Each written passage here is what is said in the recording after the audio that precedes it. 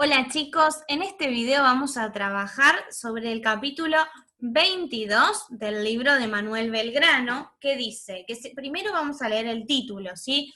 Se llama De Europa a Tucumán. Y dice, nadie halló pruebas en su contra, de modo que Manuel fue sobreseído de todos los cargos. Liberado de los problemas judiciales, ahora lo que más lo preocupaba era su salud. El paludismo que había contraído durante las batallas lo postraba por la fiebre cada 3 días. El tratamiento recetado por el médico de origen escocés, Joseph Redhead, le salvó la vida. Todavía convaleciente, pero sin posibilidades de negarse, debió aceptar que el gobierno lo designara, junto a Bernardino Rivadavia, para llevar adelante gestiones diplomáticas en Europa. Fernando VII había recuperado el trono de España tras la abdicación de Napoleón. La situación en el viejo continente, en Europa, había cambiado y se hacía necesario que el nuevo gobierno rioplatense fuese reconocido. Manuel tenía experiencia en relaciones exteriores, hablaba con fluidez varios idiomas y podía moverse con cierta naturalidad en Europa. Era sin dudas una persona idónea para la misión, ¿sí? A Manuel lo designaron para viajar a Europa, para administrar estas relaciones con los países del exterior, con los países pertenecientes a ese continente, ¿sí? a Europa. Bueno, las cosas habían cambiado en Europa. Fernando VII, que había sido derrocado, ahora estaba nuevamente en el poder, en el trono. Seguimos con la leyenda. El viaje en la corbeta Zephyr comenzó el 18 de diciembre y el 12 de enero arribó a Río de Janeiro. Manuel y Rivadavia bajaron para entrevistarse con el embajador inglés. Permanecieron allí durante el verano y el 16 de marzo siguieron viaje, ¿sí? Primero pararon en Brasil, ¿sí? Y de Brasil, después de un tiempo, viajaron hacia Europa. Casi 2 meses después, el barco amarró en Londres, ¿sí? Llegó a Londres. Manuel no sabía que Rivadavia llevaba una propuesta concreta a la corona inglesa, a los ingleses: instaurar una monarquía de origen británico en el Río de la Plata. Pero en Buenos Aires y en Europa las cosas habían vuelto a cambiar. En el Río de la Plata, el cargo de director supremo ya no estaba en poder de Gervasio Posadas ni de Carlos Alvear, sino de Ignacio Álvarez Tomás, sobrino político de Manuel, y la atención de los porteños estaba concentrada en combatir los alzamientos contra el nuevo poder central que se producían en algunas provincias.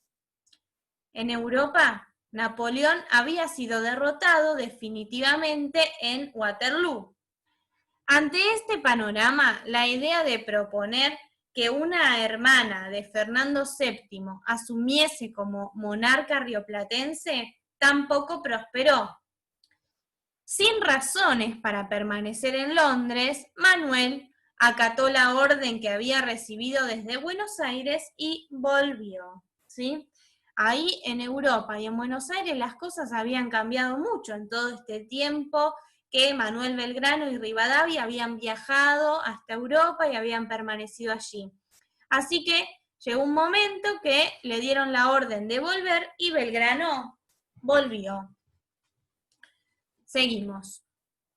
Como sus antecesores, Álvarez Tomás tampoco duró mucho en el cargo, pero antes de dejarlo firmó la convocatoria a un Congreso General Constituyente, que empezó a sesionar el 24 de marzo de 1816 en Tucumán.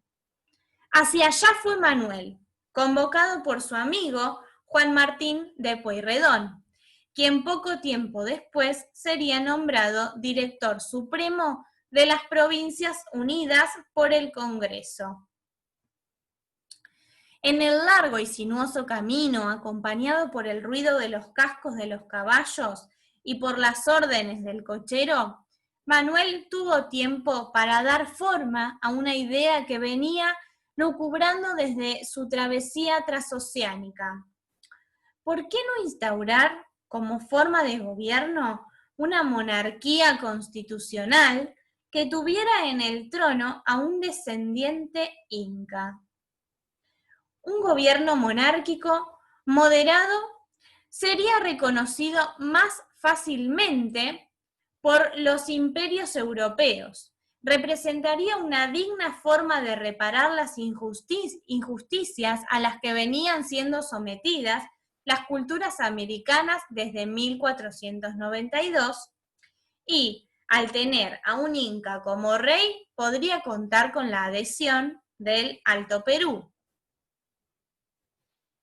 Esta era una idea que Belgrano venía trabajando en su cabeza y pensando y reflexionando para finalmente ir y decirla en el Congreso, ¿sí? En esa reunión tan importante que se iba a dar en Tucumán, ¿sí? Era una idea que tenía Belgrano de que los incas estén al poder. Bien. Hospedado en una de las casas de familia que habían ofrecido albergue a los representantes de las provincias reunidos para la asamblea, Pueyrredón lo recibió entusiasmado y le cedió una cama en la que dormir.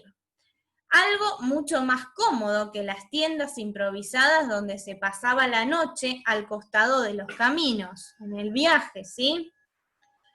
La sede del Congreso fue en lo de doña Francisca Bazán, viuda de Laguna, una casa de columnas en el frente y ventanas con rejas, lo suficientemente grande como para albergar a todos los congresistas.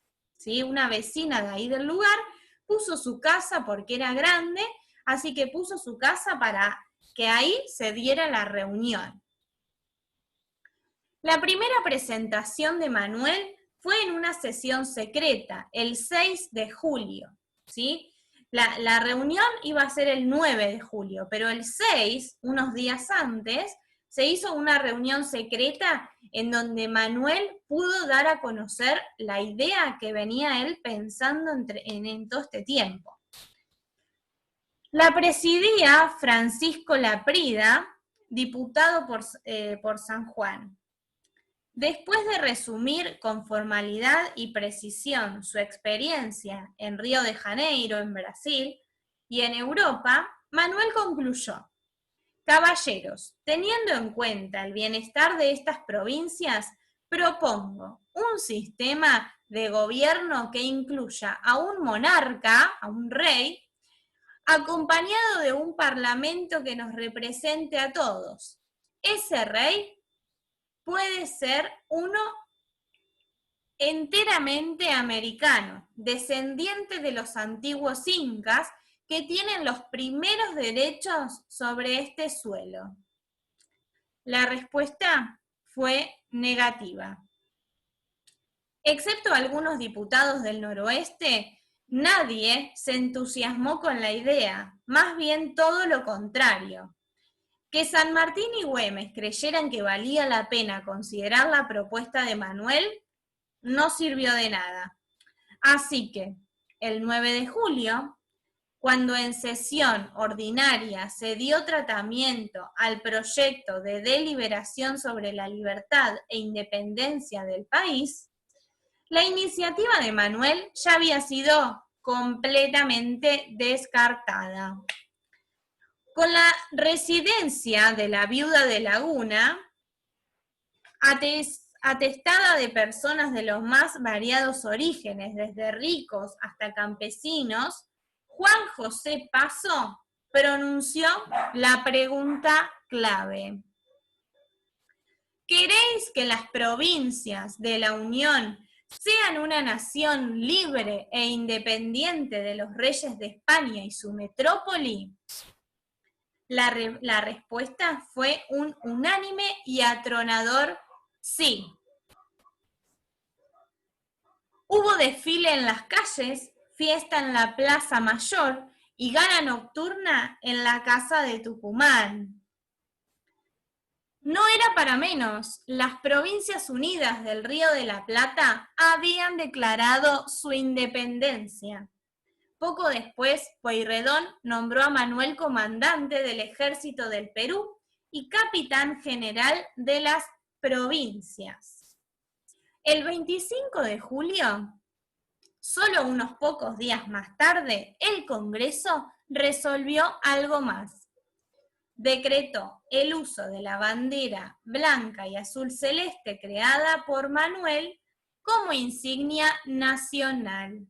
¿Sí? Y acá tenemos una imagen del momento en el que se firmó por fin la independencia, ¿sí? En esa reunión tan importante del 9 de julio de 1816, se firmó finalmente, se declaró la independencia, y miren qué contentos que estaban todos, ¿sí? Muy bien, ahora vamos a ver qué es lo que debemos recordar de este capítulo. Bien, capítulo 22, ¿qué debemos recordar? Manuel aceptó ir a Europa junto a Rivadavia a trabajar en las relaciones que se tenía con los países de allí. Muy bien. Rivadavia fue a Europa con una idea, quería que los ingleses tomen el dominio de las Provincias Unidas del Río de la Plata, ¿sí? Quería que haya un rey inglés. Pero ¿qué pasó? En Europa y en Buenos Aires las cosas habían cambiado y entonces todas las ideas con las que fueron no se pudieron llevar a cabo. Uno de esos cambios era esto de que el antiguo rey de España, ¿sí? Fernando VII, que había sido derrocado, ahora había vuelto al poder y quería volver a tener el dominio de Buenos Aires, de las Provincias Unidas del Río de la Plata. Bueno, volvieron a Buenos Aires, ¿sí? Y Belgrano fue convocado para participar de un Congreso General Constituyente en Tucumán, en lo de doña Francisca Bazán, ¿sí? Muy bien, en este congreso, en esta reunión tan importante, Manuel había ido con una idea, ¿sí? Pero esa idea que tenía Manuel no fue considerada, sino que había mucha gente que no estaba de acuerdo con esa idea, así que simplemente no se llevó a cabo. ¿Y qué pasó en esa reunión tan importante? Está mal la fecha ahí, ahora la voy a acomodar, ¿sí? Porque dice el 16 de julio, pero no. El 9 de julio, no sé por qué está mal esta fecha, el 9 de julio de 1816 se declaró, ¿qué pasó? Se declaró la independencia de las Provincias Unidas del Río de la Plata. Bien, entonces, vamos a volver a pensarlo porque justo pasó este inconveniente con la tecnología y por ahí algunos se olvidó. En esta reunión importante que se dio en lo de doña Francisca Bazán, el 9 de julio de 1816, como dice acá, se declaró la independencia, ¿sí? Qué importante eso para nuestra historia argentina. Se declaró la independencia de las Provincias Unidas del Río de la Plata. ¿Y qué más pasó después de esto? El 25 de julio, ¿sí? Unos días después de esta reunión, se decretó el uso de la bandera como insignia nacional, ¿sí?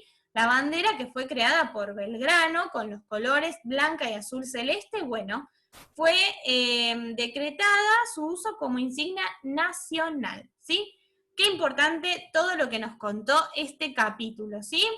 Bueno, nos vemos en el próximo video con el próximo capítulo, en el capítulo 23, ¿sí? ¿sí? Adiós.